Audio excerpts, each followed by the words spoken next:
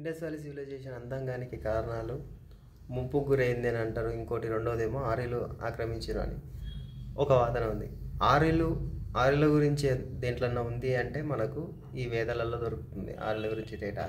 So మనకు తెలుసు వేదాలు 4: ఋగ్వేదం, యజుర్వేదం, సామవేదం, అథర్వవేదం. సో వేద సంస్కృతిని ఋగ్వేదాన్నేమో తొలివేదం కింద, సామవేదం, యజుర్వేదం, అథర్వవేదాన్ని మలివేదం కింద కంపేర్ చేస్తాం. 1500 to 1000 years ఋగ్వేదం సంబంధించింది, 1000 నుండి 500 వరకు సామవేదం సంబంధించింది.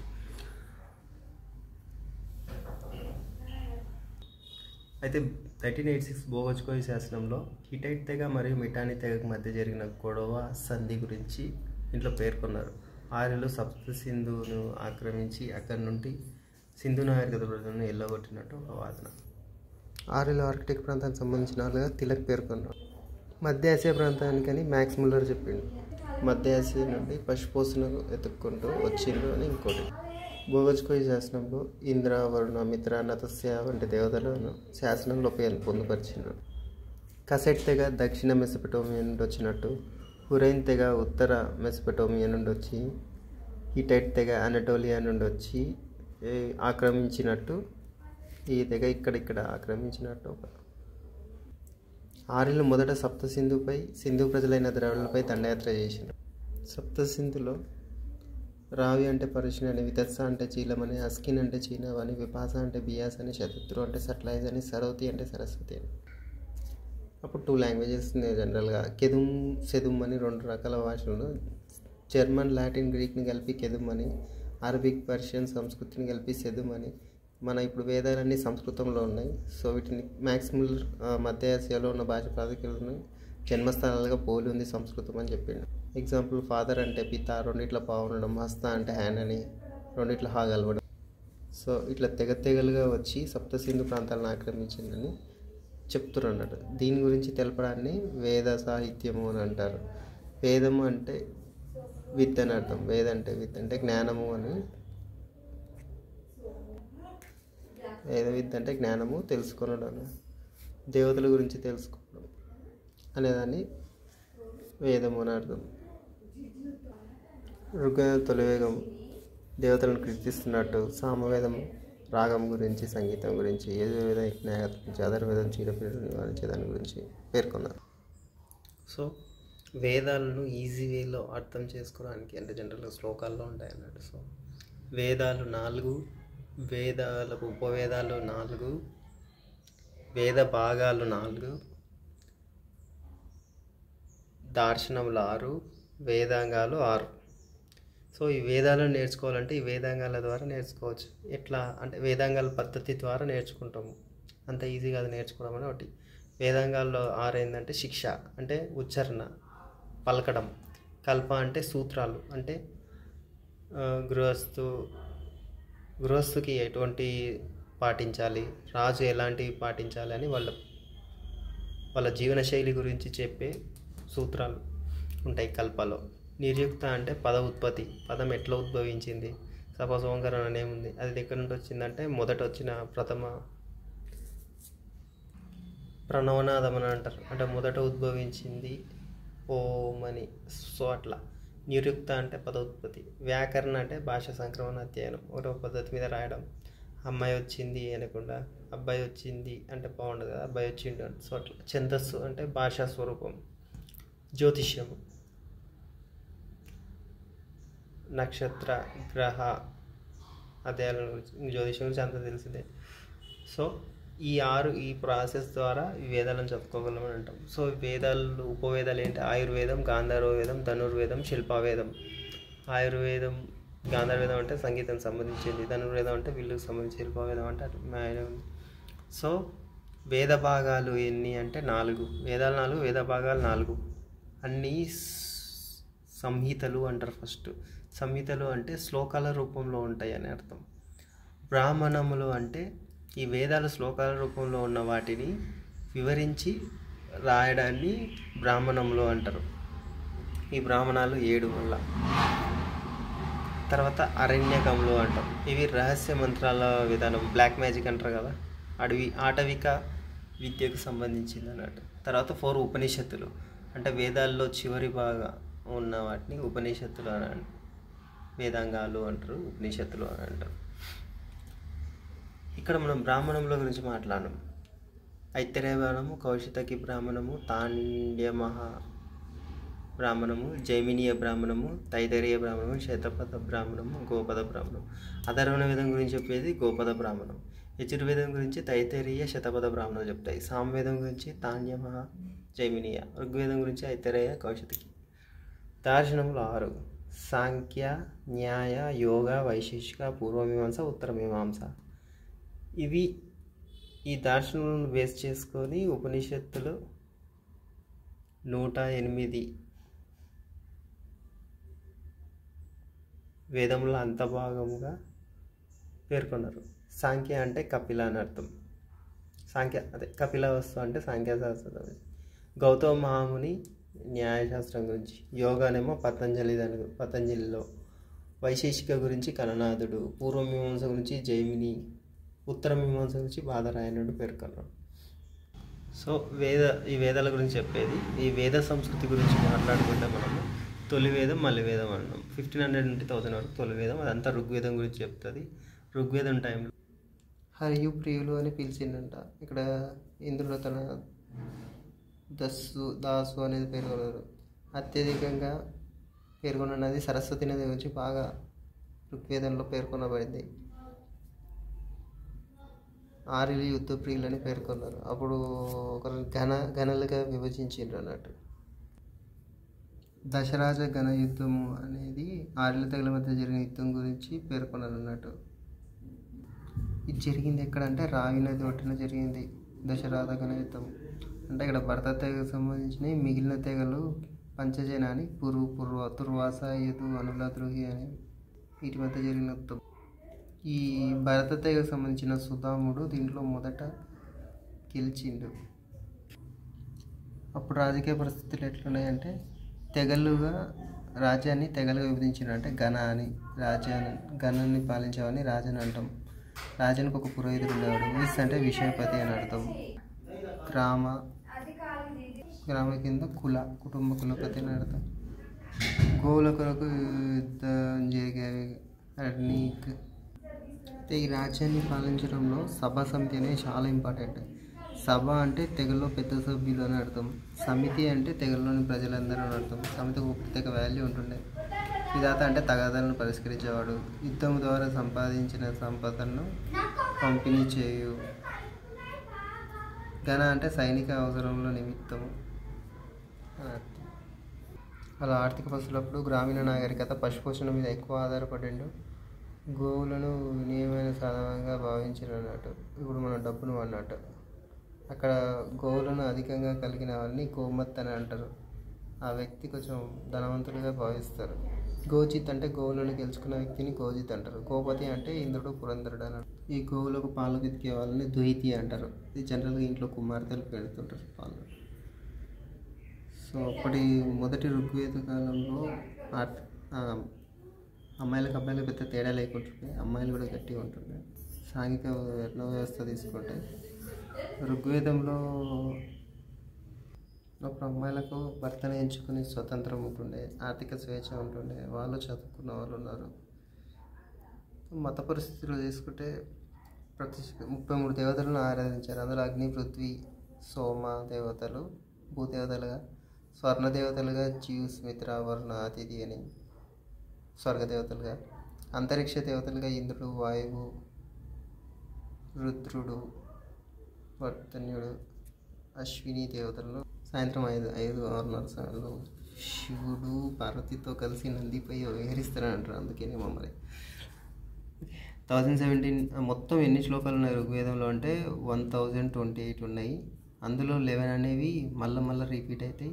1017 అనేవి ఈ 250 శ్లోకాలు ఇంద్రుని పూజించారన్నట్టు ఎక్కువ. అందులో ఉన్న 1028లో 250 ఇంద్రుని పూజించిందే ఉంది. ఉతిహాన్ ఉత్తరసుని సంహరించడం వల్ల ఉతిహాన్ అని పిలిచిండు పురంధరుడు.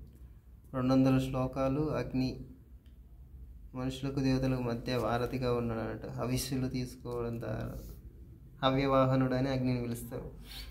మనం ఇక్కడ వేస్తే అక్కడ దేవునికి అందాలి అని అంటారు కదా, హవిస్సు ఉంటుంది. అతిథి అంటే జుట్టుతో పోలిక సూచన వాడని అర్థం.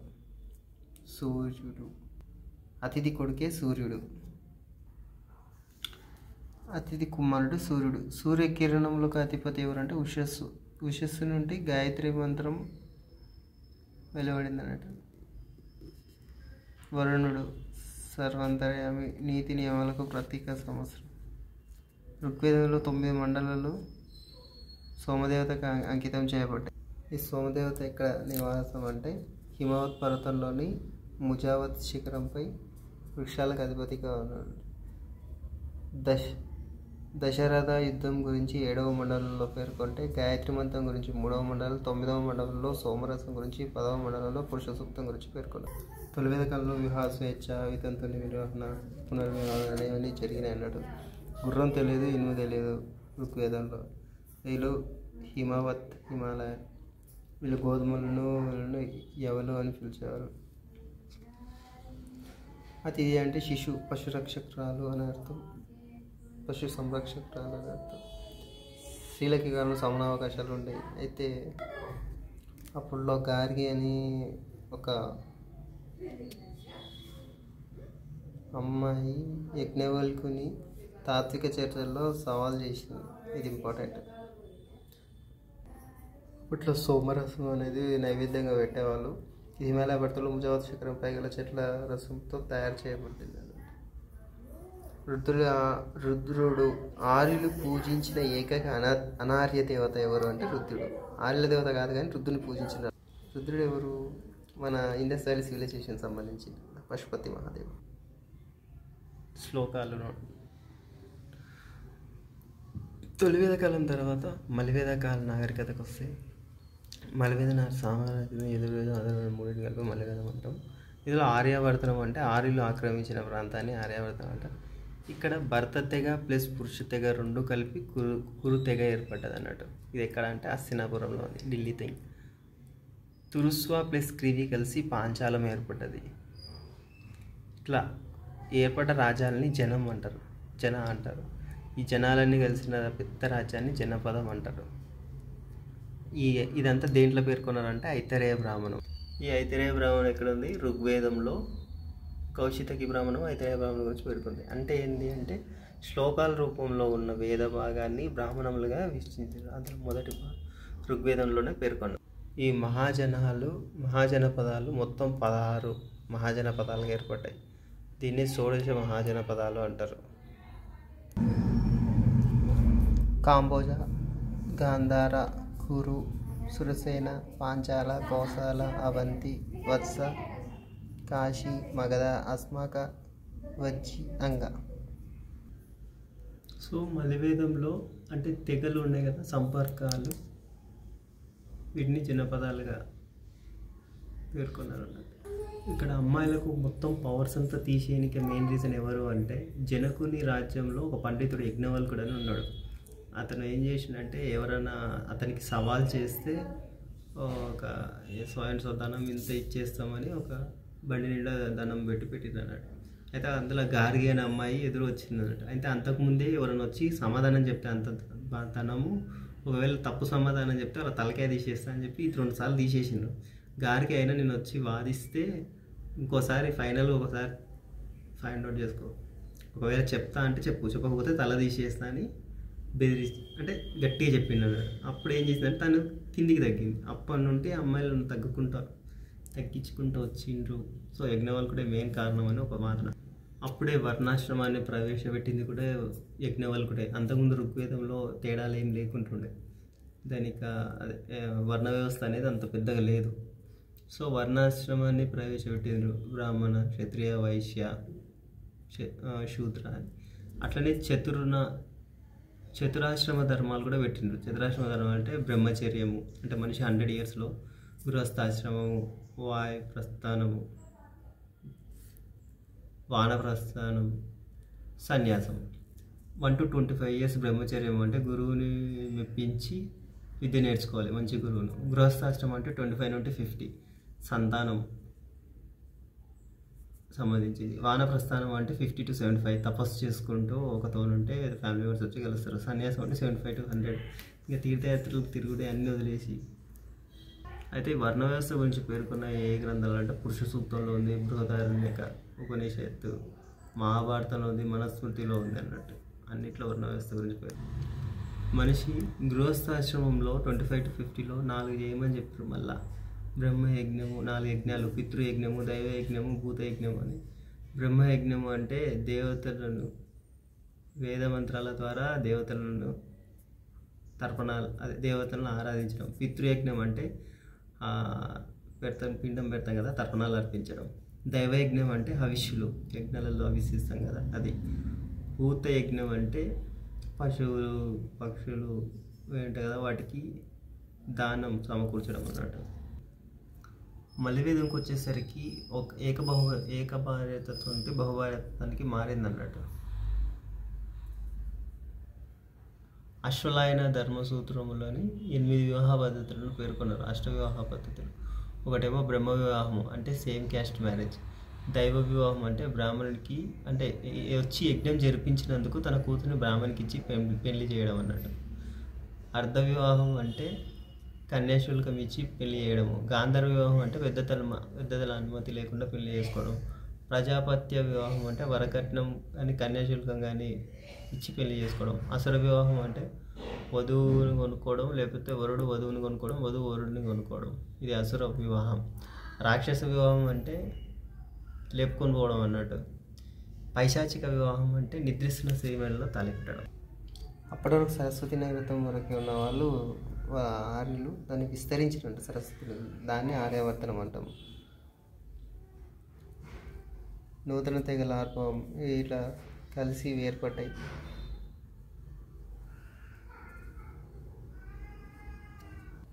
అమ్మాయిలకు ప్రాధాన్యత తగ్గడము,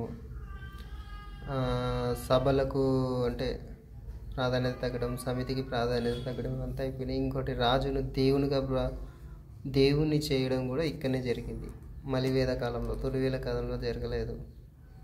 ఫస్ట్ రాజుని దేవునిగా చేసి పేర్కొన్న రాజు ఎవరంటే మొదటి రాజు పరీక్షిత్ మహారాజు ఫస్ట్ పేర్కొన్నది. రాజులు కొన్ని యాగాలు చేయాలని కూడా పేర్కొన్నారు. అంటే రాజసూయ యాగం అట్లా చేస్తే అతన్ని రాజస్యగా బిరుదిస్తారు అన్నట్టు. అశ్వమేధ యాగం చేస్తే విరాట్గా బిరుదు, వాజపేయి యాగం చేస్తే స్వరాట్గా, పురుషమేధ యాగం చేస్తే ఏకరాట్గా ఇట్లా ఇచ్చిర్రు. ఇదంతా ఎక్కడ పేర్కొన్నారు అంటే గోపద బ్రాహ్మణంలో పేర్కొన్నారు. అశ్వమేధ యాగాన్ని ఎందుకు చేస్తారంటే రాజ్యాన్ని విస్తరించడానికి. రాజసూయ యాగాన్ని ఎందుకు అంటే సామంతులు, రాజసూయ యాగం అంటే ఏంటంటే ఈ సామంతులు ఎవరెవరి కోసం ఎంతెంత ధనం తెచ్చిస్తున్నారు అనే దాని గురించి రాజసూయ యాగం చేస్తారు.